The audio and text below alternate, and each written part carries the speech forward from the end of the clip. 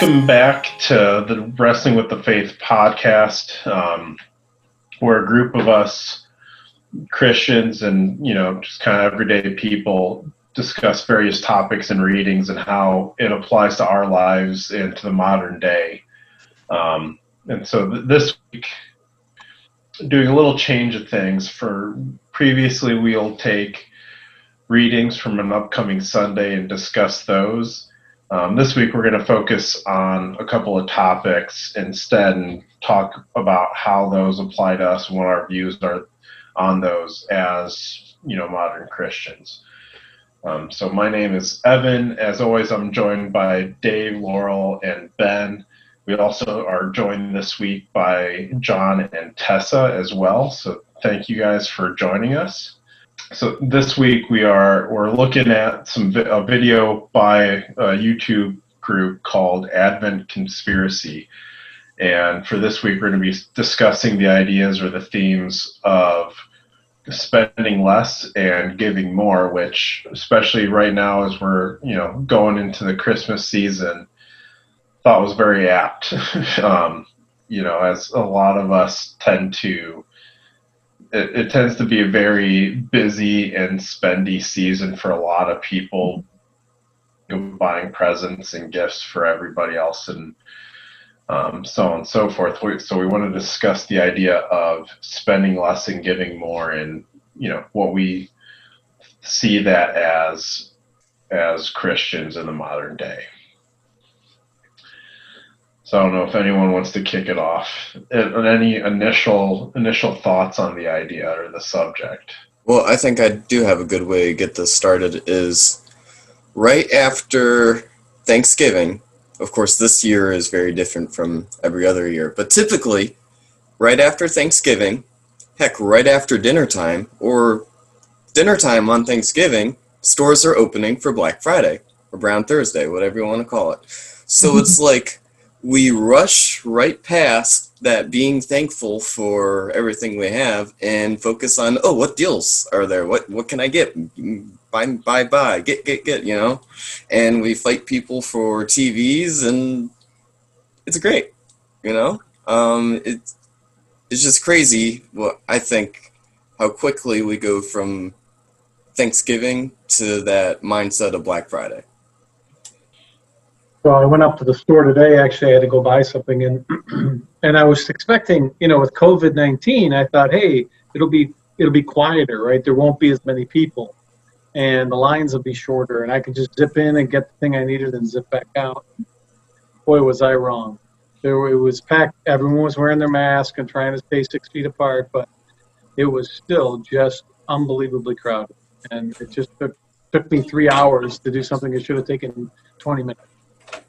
So, it just kind of goes to show that even I thought maybe because of COVID, we'd spend a little more time as a family together or spend more time, concentrating on kind of the meaning of Christmas, if you will, but not so much. It probably didn't happen that right on Thanksgiving, as Ben mentioned, but soon after, the mall is crowded and people are out shopping and buying presents for Christmas. I have been trying to be more intentional, kind of just with a lot of things, but particularly what I spend my money on, and particularly thinking through what I spend my money on. And I have come from a big phase of, kind of the buying whatever's cheapest, and all of these apps and websites that are just so affordable and so easy to just buy things like right there at the moment. And I'm like, even if it doesn't turn out, it's not exactly what I thought. It's not the quality that I thought. It doesn't fit right or whatever. It's so cheap that it doesn't matter. It's like and that's just really problematic thinking. And so moving here to Washington, D.C. and being in a house with 3 other women my age who are starting out in careers, 3 of us just went through bouts of unemployment. whether, directly because of the pandemic or not. And it's just become very kind of focused, community focused, thinking about what we buy. We share a lot of things now, but also just kind of having these conversations about who we want to be as people. And those conversations have directly influenced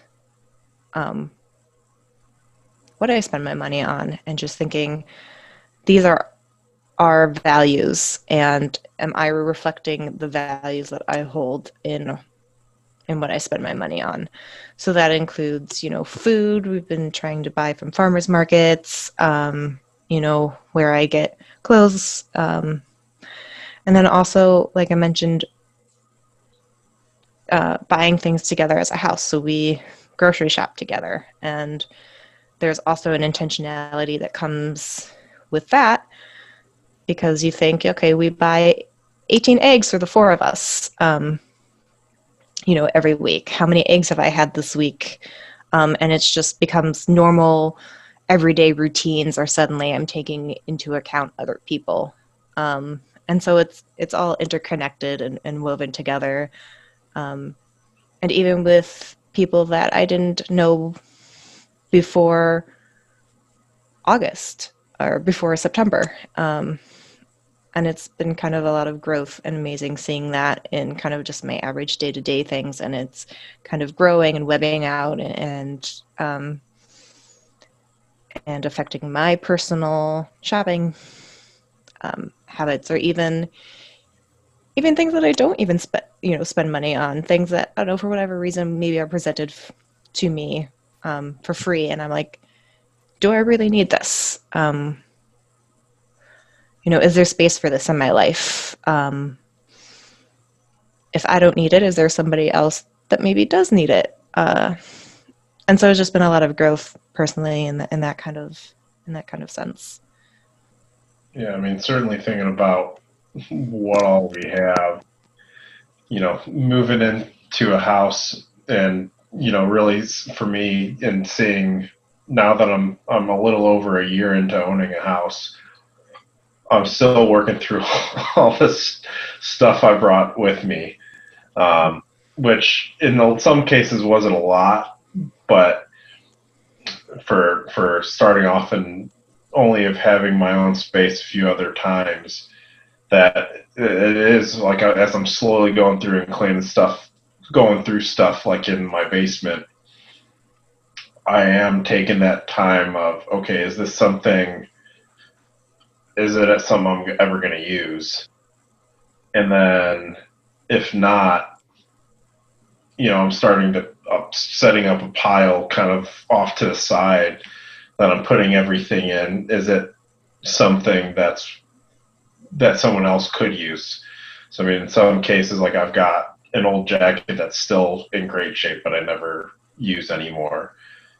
Stuff like that, where I can set it aside and take that into, whether it's the men's shelter, wherever else, someone that could use it. And I'm taking that pile of, okay, here's stuff, I can take in and give to somebody else. And I agree, I mean, with trying to help others out. I mean, with following a lot of different groups on YouTube and stuff that I like to do, including some gamers. This one guy named Jacksepticeye, who's from Ireland, is all into the video games. One of the things he started a few years ago is called Thankmas, and it's right. He's partnered up with charities, and today was the first day of it, where he's partnered up with the Red Nose Day, and so this year they're focusing on getting saving or getting donations to put towards providing food to those that have been hit hard by the pandemic and may not be able to put food on the table. And so within even just today, he was live streaming as people were donating, and within like it was a 4 or 5 hour stream, had raised, I think it was like $1.5 million on his stream specifically, but then globally with everybody else that he's gotten into doing this, they raised over 4 million. It was like $4.2 million just today to give to that. And so it's, if we are spending money, I mean, maybe that's another thing. And, talking about spending less is it, spend less on certain things you don't need, whereas you could put that money to use elsewhere and helping others out in that kind of way. I also think it kind of going back to the idea of Christmas and, Black Friday and this mad rush to get items for other people in your life, whether or not because you really want to give these important people something or you feel that you have to. But just kind of this idea of how you express yourself doesn't necessarily have to be with physical items. And I don't know if anyone has heard of like the different love languages. That's been pretty popular the last couple of years. But it's the idea of actually getting to know someone and respecting how they express and receive love and how you express and receive love. So for instance, like a good idea that I thought I had for one of my housemates that I'm very close to is cleaning her room for her because she is currently gone, and that is something that I know that she would be comfortable with me doing. I don't just randomly clean people's rooms. But B, I have a close relationship with her, and I know how she receives love, and it just feels just more significant. And it's a gift of time, and it's something that I feel like a lot of us kind of don't feel like giving much of anymore, is that gift of time. And time is very essential to being human, and I think it's also very essential to connecting with spirituality and faith. Whatever tradition that you belong to, there's always that undercurrent of committing time. Whether it's in prayer or thought or intentionality, and so I think that there's a very deep connection there of the gift of time that I would think would be really interesting to explore. If anyone has any other thoughts. Yeah, I mentioned on a previous one of these that, my sister, actually, they don't do Christmas anymore. They haven't done Christmas in years in terms of giving gifts and things like that. They actually feed some folks in a homeless shelter. And one of the things they found out over time is that just serving the food or just wasn't as meaningful as sitting down and eating with the people.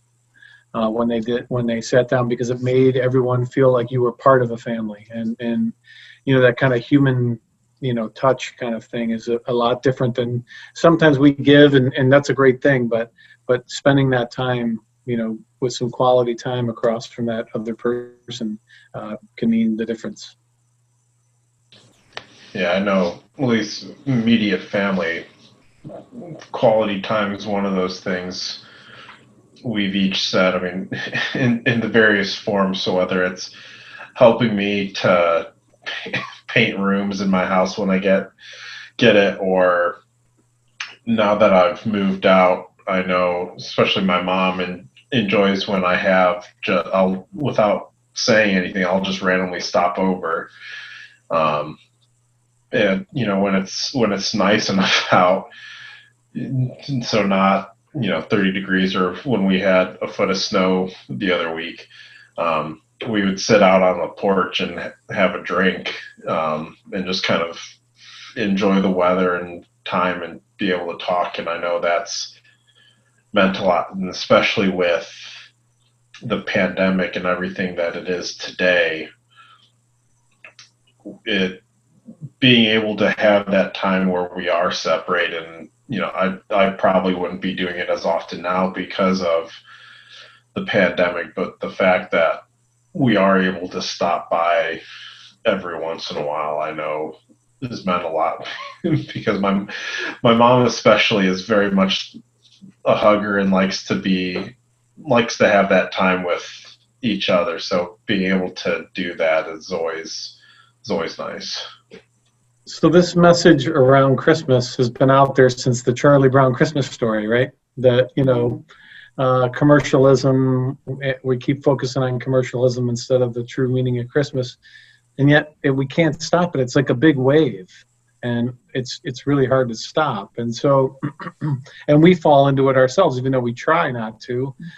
You still just, it's kind of, it's almost inevitable. And so how do we make a conscious effort, to kind of change that, not just in ourselves, but show that to other people, so that, maybe we will change back to more of a genuinely caring and giving, spending less on, trinkets, and spending and giving more of our time and our talents to other people.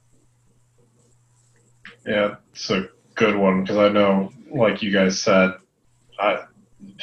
especially in recent years, especially after graduating and starting full-time work and all that, or even especially during college when I didn't have a lot of money to spend.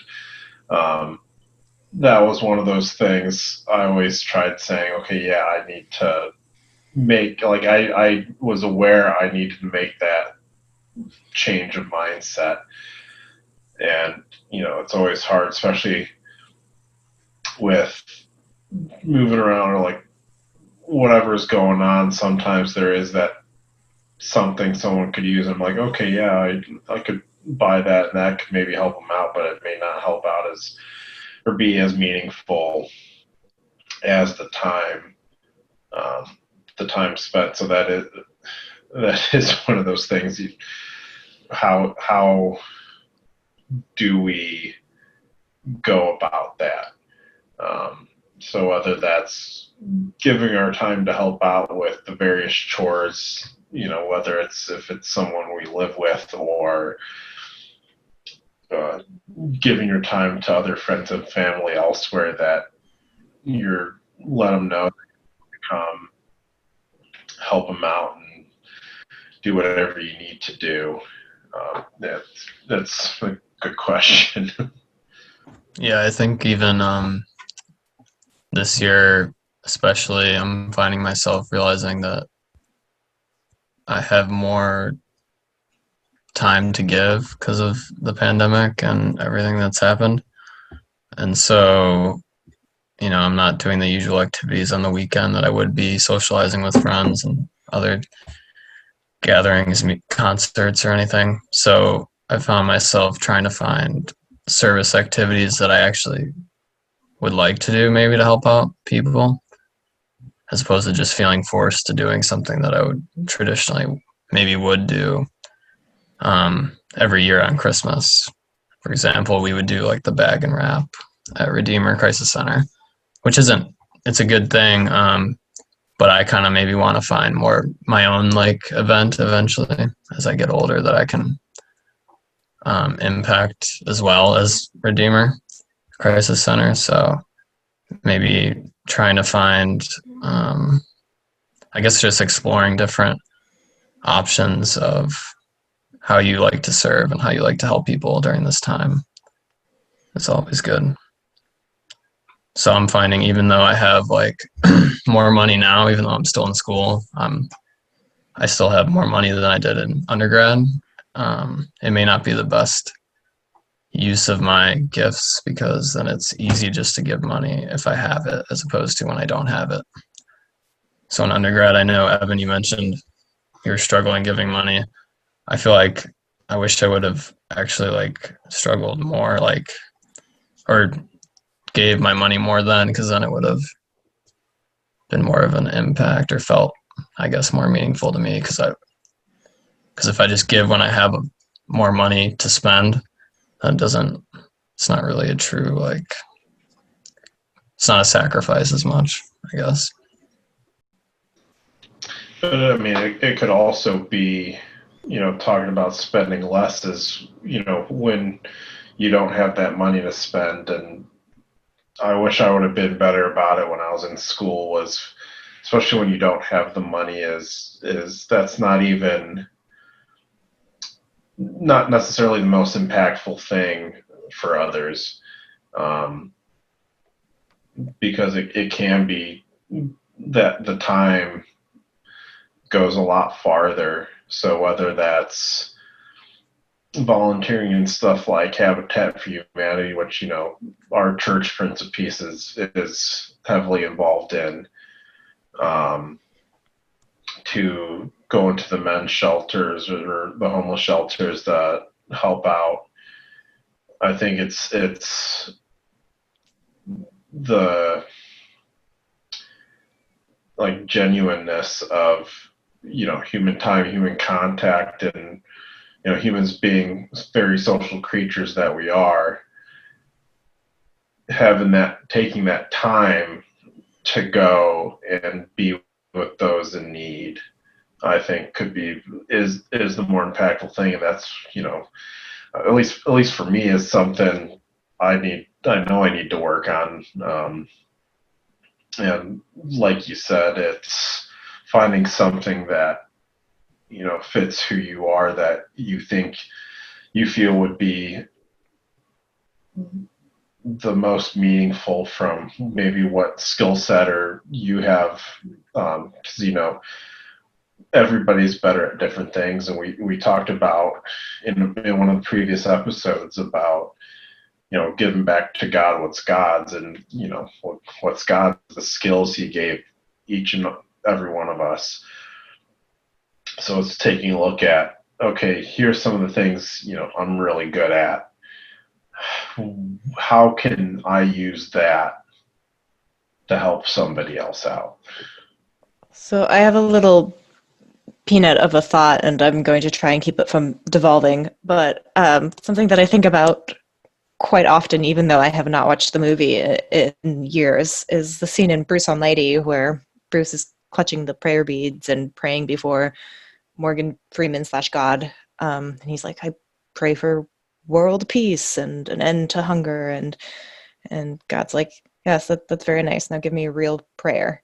And that is not at all to say that you should not go out and volunteer and try to end hunger and world peace in any ways that you can. But it just makes me think a lot of actually giving of myself, and not necessarily these grand gestures that I think will make me a better person, or that I'm doing what I think that I should be doing at specific times that I think I should be doing it. And there is a big difference for me afterwards. You know, yes, I do feel great, you know, after showing up and,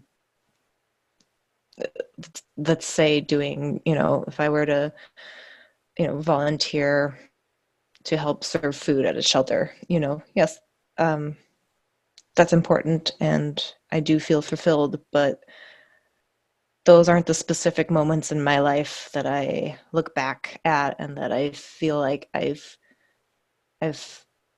felt spiritual connection, and that I really felt like,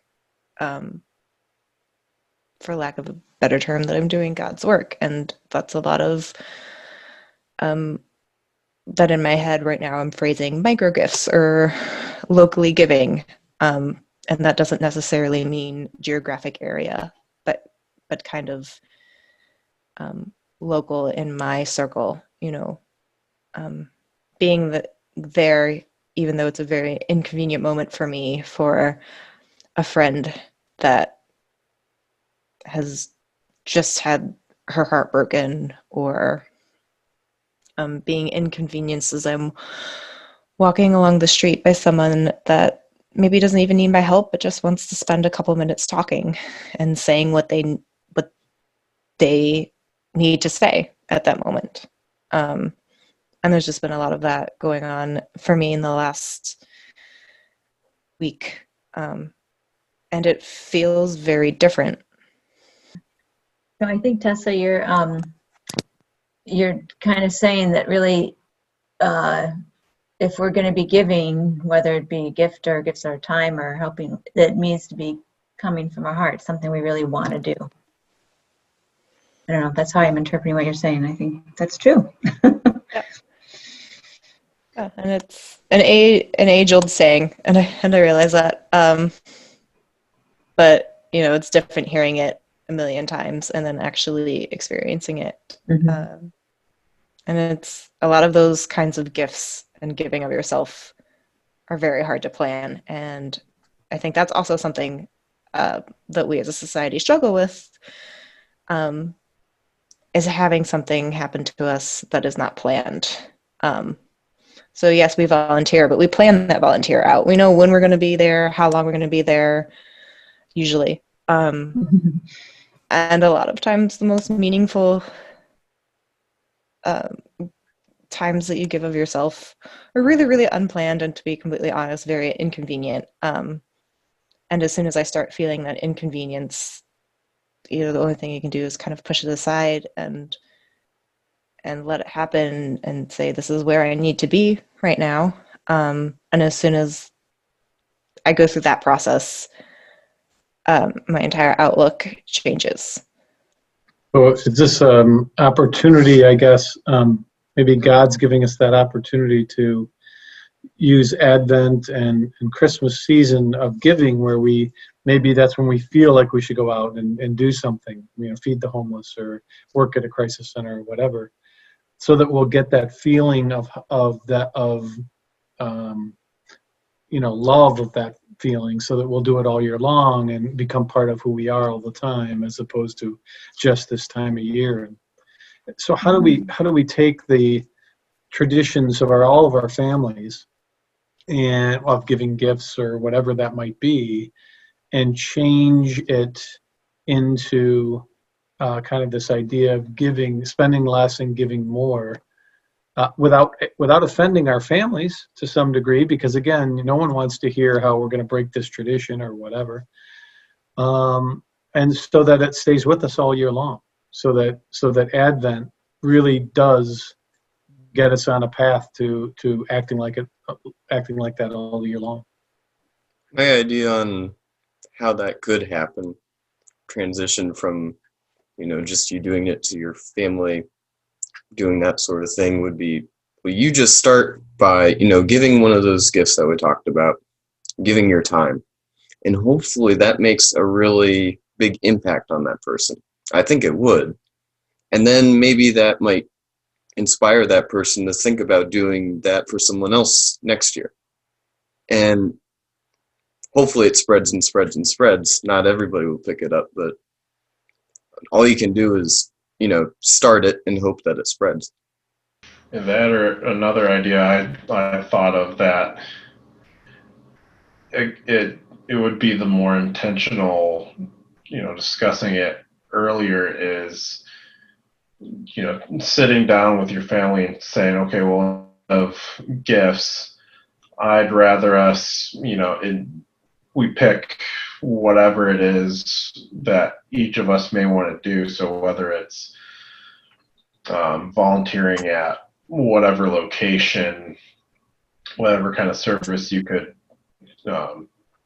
each of us may want to do, and say, instead of spending money and giving me what's hot right now, like the PlayStation 5 or a new Xbox or something like that, is, how about my Christmas gift would be us going and once a month going to whatever thing, and with depending on what size of your family, that could be every weekend or one day a week, that you basically take turns switching through each person's kind of service event project, whatever word you want to use, and make that your Christmas gift. And it is more that focusing on, it may not be what Tessa was talking about, where it's that unexpected happening. But it could be a starting point to have it go further out from just the Advent Christmas season. But that said, I feel like there is some saying, and if any of you guys know what it is, I always feel like there was a saying that God's time is never our time, or he'll show up at the most inconvenient time, because especially in today's world, everybody is driven by a schedule of whatever you're trying to get done. So whether it's between work or personal stuff you're trying to do, we're always kind of running from one thing to the next, and we're not taking that time to really appreciate what God's given to us and be able to give back to God what was God's. And it's how do we maybe be more open for those inconvenient times, where I feel like there could be a lot of times, like Tessa was saying, whether it's someone that just wants to talk for a minute while you're walking down the street, something like that a lot of us may brush off or walk past. So how do we work on becoming more open so that we can truly have that experience, or not so much about having the experience, but being open that we may recognize it or be more willing to give of ourselves in those inconvenient times. I think one step for being prepared for the unexpected is know that you won't really ever be prepared no matter what, and accepting that through mindfulness and understanding yourself more, and when your emotions are getting the best of you. So I know in some situations, like if you are running late and you're going on a bus, but someone does really need your help, like, I don't know, they drop something on the ground like outside, and you're just so frustrated with yourself for being late that you don't even realize that they're asking you to help them. Taking a step back and like trying to realize that the reason you're going on passing by them is because you're angry, not because you're actually like not wanting to help them, and realizing to try to stop letting the emotion get the best of you there can maybe help you help someone during the unexpected times that may come up. So I know meditation definitely helps, and making time to maybe even self-reflect on the current, like each day, trying to self-reflect just 5 to 10 minutes on what happened today, and maybe looking at why you reacted the way you did during that experience. Yeah, I mean, I know I feel like I should probably struggle with something similar, where either I'm on so much of just kind of the same rut, I go through day by day. I feel like I just kind of get tunnel vision with so much going on. And, right now, it's with especially from switching to working at home, I may be even more so just kind of focused in on myself and what's going on, just because half the time I feel like I don't even leave. I'm staying in my house all day because I'm working from home. So I'm not even going outside to see anything. And it's, I feel like that's one of those things that with everything else going on, you have to be even more observant, maybe, just because I am maybe a bit more confined than I usually would be. So especially when you do go out and with everything going on, trying to be that much more aware and not focused in on I need to stay away from everybody. I need to have my mask up.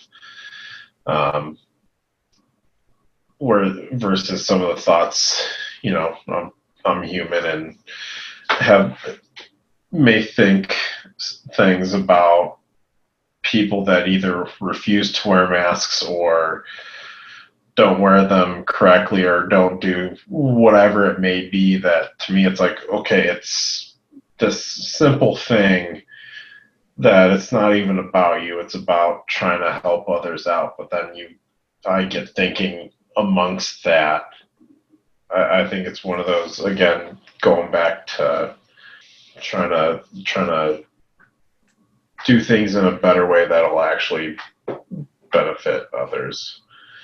Though I don't know if that's gotten slightly off topic of focusing back on, the spend less, give more.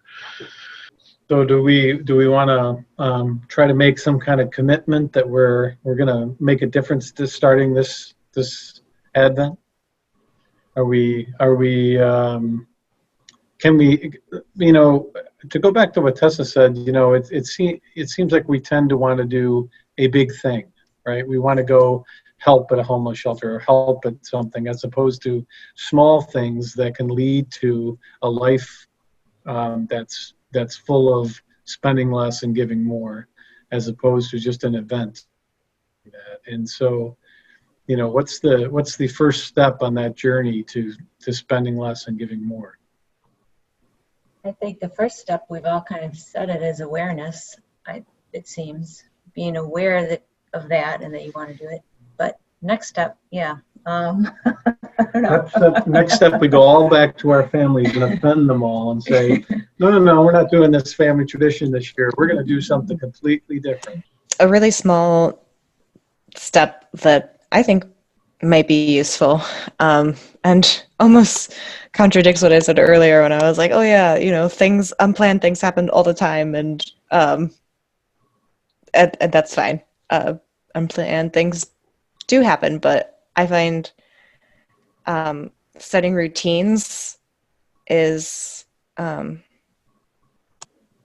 becoming a big part of my intention and my awareness, especially during the pandemic. And I mean, not just routines of like when I get up and when I brush my teeth, but even like small routines, such as whenever I think of something that that I want or that I need to buy, just writing it down and keeping a running list, because that actually makes me, if I want it enough, that I take the time to write it down. And if in a couple of days I still, want enough, then I know that it's intentional and that it's important, and that, and it just kind of keeps me open and aware for other things happening around me. But just routine in general is just very, has a lot of grounding and a lot of faith, as kind of almost, as Jonathan was saying, like meditation is very helpful for him. Routine can be a type of meditation. The going through day-to-day tasks, starting out my morning with a walk, and then as I'm walking, thinking, are there people that I've seen multiple days now in a row? Am I making eye contact with these people and just letting them know that I see you? We share the same neighborhood. We share the same, walking path. And just those little connections, especially during this time right now. You don't know what people are going through, who they're isolated from. And maybe that little part of, I see you, I recognize you, I see you every day. So what do we say? Maybe the stepping point for us and for everybody listening to take away and to start on, for it to hopefully grow and blossom, is start with a simple routine, and work on being observant of those around you as you go through that. daily routine, because you don't know what may come of it. Yeah, I'm getting a lot of nods, a lot of nodding. It seems Silent nodding. it seems simple, but a lot of times it's the simple things that really matter. What about making one change to whatever Christmas time tradition we have into something more of spending less and giving more? Finding a way, at least something in what we normally do traditionally, to kind of move away from that and move towards something of, whether it is noticing your neighbor and seeing what they're going through or whatever that might be, and take the first step this Christmas season. All right, so we want everybody to take a look at what their Christmas traditions are and throw it on its head. And throw everything off the table. Start from scratch. No, but take a look at what our traditions are and see what we can change to be more observant or to be able to give more while spending less,